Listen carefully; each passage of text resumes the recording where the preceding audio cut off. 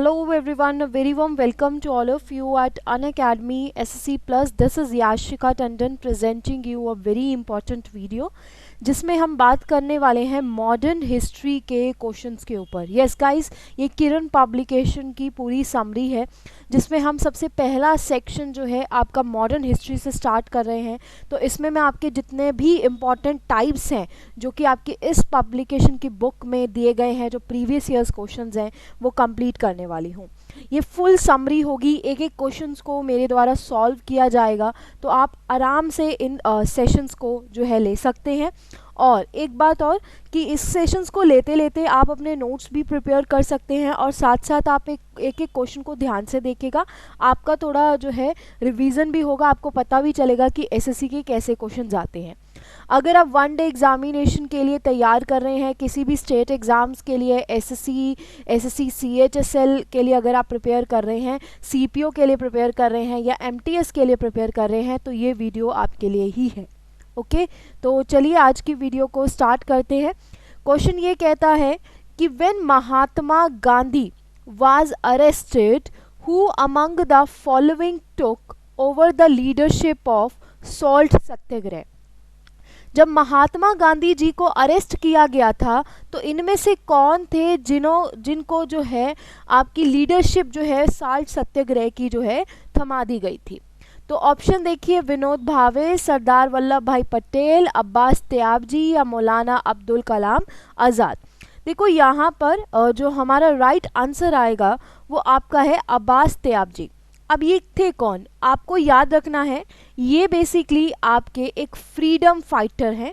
ठीक है, freedom fighter ये कहाँ से बिलोंग करते हैं? गुजरात से। इनका बहुत ही इम्पॉर्टेंट नेम है जो इनको दिया गया है, वो है grand old man of Gujarat. Grand old man of Gujarat. तो जब सॉल्ट सत्याग्रह हुआ, ठीक है, तो आपका 1930 के वक्त हुआ था ये। और सॉल्ट सत्याग्रह में जब महात्मा गांधी जी को अरेस्ट किया गया तो अब्बास त्याबजी जी ने जो है सॉल्ट सत्याग्रह की लीडरशिप जो है वो संभाली थी। इसी तरीके से ये सेकंड ऑप्शन भी काफ़ी इम्पॉर्टेंट है, सरदार वल्लभ भाई पटेल। सरदार वल्लभ भाई पटेल के बारे में अगर बात करें, देखो गाइस, जो सरदार वल्लभ भाई यानी कि सरदार का जो टाइटल है वो भी महात्मा गांधी जी के द्वारा ही वल्लभ भाई पटेल को दिया गया था। तो ये आपको याद रखना है, बहुत ही इंपॉर्टेंट क्वेश्चन था। ओके, नेक्स्ट क्वेश्चन की ओर बढ़ते हैं।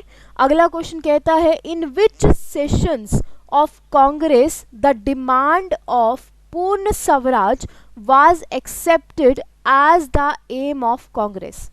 कांग्रेस के किस अधिवेशन में कांग्रेस के उद्देश्य के रूप में पूर्ण स्वराज की मांग को स्वीकार किया गया था? ये जो पूर्ण स्वराज है इसका मतलब क्या है? सबसे पहले declaration of complete independence. Declaration of complete independence यानी कि हम ये चाहते थे कि हम अंग्रेज़ों से पूरी तरह आज़ाद हो जाएं, तो हमने 26 जनवरी 1930 को लाहौर के सेशन में पूर्ण स्वराज की मांग जो है वो की। अगर आप ध्यान से देखो तो 26 जनवरी हमारा कॉन्स्टिट्यूशन 1950 में भी इफेक्ट में आया था। तो इसी डेट के कारण इस डेट को चूज़ किया गया था क्योंकि ये कांग्रेस ने इसी डेट में पूर्ण स्वराज की मांग की। राइट, तो ये लाहौर का सेशन था और इसी डेट में अगर देखें 26 जनवरी 1950 हमारा जो है आपका कॉन्स्टिट्यूशन भी इफेक्ट में आया। अब एक और बात, ये चलो हो गई। उसी के साथ साथ अगर आप देखोगे, जैसे कि ये आपका पूछ लिया जाता है कि कौन सा सेशन हुआ, वैसे आपको ये पता होना चाहिए कि जब हम इंडियन नेशनल कांग्रेस के बारे में बात करते हैं, ये फॉर्म्ड कब हुई गाइस? 1885 को ये फॉर्म्ड हुई। इनके जो पहले अध्यक्ष थे, प्रेसिडेंट जिनको हम बोलते हैं, वोमेश चंद्र चैटर्जी थे। और ये जो पहला सेशन था बचा हुआ था बॉम्बे में। कहाँ पर हुआ था? बॉम्बे में। 72 डेलीगेट्स ने पार्ट लिया था। पहले पुणे में होना जा रहा था बट बाद में कुछ कारण जो है आपका वहाँ पे प्लेग आ गया, तो फिर बॉम्बे में ये सेशन जो है वो हुआ। उसी तरीके से 1917 के वक्त एनी जो बेसेंट है, एनी बेसेंट पहली महिला बनी आपकी जो है इंडियन नेशनल कांग्रेस की जो है अध्यक्ष जिन्होंने संभाला, पहली महिला। अब एक और चीज़ इसमें आती है, यही लाहौर के सेशन में एक और बहुत इम्पॉर्टेंट बात हुई, वो आपकी ये हुई कि लाहौर के सेशन में आपका जो नेशनल फ्लैग है यानी कि ट्राई कलर का जो फ्लैग है वो जवाहरलाल नेहरू के द्वारा जो है होस्ट किया गया रावी रिवर के पास। ओके, तो ये भी आपको पता होना चाहिए। देखो एक ही क्वेश्चन के साथ बहुत सारी बातें हमने कर ली। आगे बात करते हैं, who was the leader of the Bardoli Satyagraha. इनमें से कौन है जो लीडर हैं आपके बरदौली सत्याग्रह के? ऑप्शंस हैं डॉक्टर राजेंद्र प्रसाद, पंडित जवाहरलाल नेहरू, सरदार वल्लभ भाई पटेल या आचार्य जेबी कृपलानी। तो बरदौली सत्याग्रह जो था ये 1928 में हुआ। अभी मैंने आपको बताया कि सबसे पहले बरदौली है कहाँ पर, गुजरात में है। और यहाँ पर अगर आप देखोगे महात्मा गांधी जी ने वल्लभ भाई पटेल को सरदार कह के बोला, राइट। तो सरदार किसको बोला जाता है? लीडर को बोला जाता है। तो यहाँ पर टैक्स रेट बढ़ा दिए गए थे, इसी के अगेंस्ट ये सत्याग्रह हुआ था।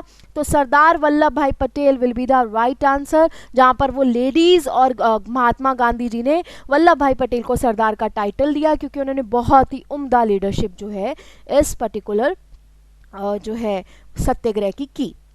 अगला क्वेश्चन देखिए, go back to the Vedas this call given by. Vedas पर वापस जाएं, ये किसके द्वारा दिया गया था? Ramakrishna Paramhansa, Vivekananda, Jyotiba Phule, Dayanand Saraswati. Go back to the Vedas का मतलब क्या है? ये बेसिकली वेदास क्या है? एक वैदिक सिविलाइजेशन है जिसमें हिंदू रिलीजन के बारे में आपको बहुत चीज़ें देखने को मिलती हैं। ऋग्वेदा एक ओल्डेस्ट वेद है जो आपको इस वैदिक सोसाइटी के बारे में बताता है। तो go back to the Vedas ये डायलॉग जो है आपका दयानंद सरस्वती जी के द्वारा जो है वो दिया गया था। और इन्होंने इसलिए दिया था क्योंकि ये चाहते थे कि जो हिंदूज़ हैं वो अपना जो है सोसाइटिकल और जो है आपका जो हिंदुइज़्म है, अगर आप देखना तो यहाँ पर आप देखो, और यही में बहुत ही सारे क्वेश्चंस आपके इसमें आ जाते। तो आर्य समाज की जो स्थापना है वो भी इनके द्वारा की गई थी, आर्य समाज की संस्थापना, राइट। बहुत ही अच्छा क्वेश्चन। अगेन अगला क्वेश्चन कहता है नखोली जो है ये कहाँ पर सिचुएटेड था? वेस्ट बंगाल में, बांग्लादेश में, त्रिपुरा में या बिहार में? बहुत ही अच्छा क्वेश्चन। नखोली एक डिस्ट्रिक्ट है, ये आपको मैं बताना चाहूँगी साउथ ईस्टर्न डिस्ट्रिक्ट है। कहाँ पर है ये? बांग्लादेश में है। अब ये इम्पॉर्टेंट क्यों है बच्चा? क्योंकि ये एक्चुअली ना यहाँ पर जो है नखोली में महात्मा गांधी जी भी जो है रहे थे और उन्होंने 4 मंथ्स तक रहे थे। यहाँ पर उन्होंने काफ़ी ज़्यादा पीस रिस्टोर करने के लिए काम किया था क्योंकि यहाँ पर हिंदू और मुस्लिम का काफ़ी ज़्यादा जो है लड़ाइयाँ वगैरह चलती रहती थी। तो इसीलिए पूछा गया, right answer will be Bangladesh. अगला क्वेश्चन करते हैं, Mahatma Gandhi was first arrested during the Satyagraha in the year. Mahatma Gandhi जो हैं यहाँ पर आपको बताना है कि कब अरेस्ट हुए थे। देखो गांधी जी जो हैं ये साउथ अफ्रीका गए थे 1893 के करीब। ओके, तो वहाँ पर जब वो जाते हैं तो वो ये चीज़ देखते हैं कि जो साउथ अफ्रीकन गवर्नमेंट है वो हिंदुओं के साथ बिल्कुल भी अच्छा बिहेव नहीं कर रही थी। तो इसके कारण क्या होता है, जो महात्मा गांधी जी हैं वो जो है उनको वहाँ से छुड़ाना चाहते हैं बट वो कर नहीं पाते ऐसा कि जो साउथ अफ्रीकन गवर्नमेंट है जैसा बिहेव कर रही थी। तो इसके लिए वो बहुत ही जो है पिटीशन साइन करवाते हैं, बहुत सारा चीज़ें होती हैं। बट होता क्या है कि 1906 के करीब एक आपका ट्रांसवर्सल गवर्नमेंट जो है आपकी आती है और वो एक नया एक्ट लाती है, रजिस्ट्रेशन एक्ट। ये जो रजिस्ट्रेशन एक्ट होता है ये अगेन इंडियन पॉपुलेशन के अगेंस्ट बहुत ही बड़ा एक्ट होता है। तो 1907 के करीब, जून 1907 के करीब ग्रेट प्रोटेस्ट होता है, सत्याग्रह होता है।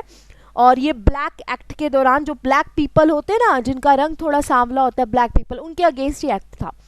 तो 1907 के वक्त जून में ये आपका सत्याग्रह होता है, ऑर्गेनाइज किया जाता है। इसको जो है 1908 में क्या होता है कि महात्मा गांधी जी को अरेस्ट कर लिया जाता है साउथ अफ्रीकन गवर्नमेंट, और यहीं पर गोपाल कृष्ण गोखले उनको बाद में जाकर जो है छुड़वाते हैं। तो पहली बार महात्मा गांधी जी 1908 के वक्त सत्याग्रह में आपके जो है अरेस्ट हुए थे। 1917 भी बहुत ही इंपॉर्टेंट ईयर है, इस वक्त महात्मा गांधी जी का चंपारण सत्याग्रह हुआ। तो चंपारण एक डिस्ट्रिक्ट है, बेसिकली यहाँ पर इंडिगो की खेती हो रही थी, नील की खेती।